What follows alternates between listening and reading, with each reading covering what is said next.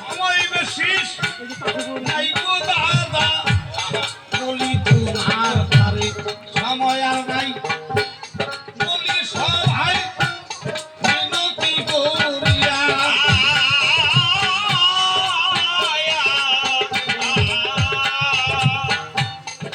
আমাদেরই জন্য এখন আমরা যাব ফিরিয়া এই পর্যন্ত এই সমাপ্ত বলি তোমার খাই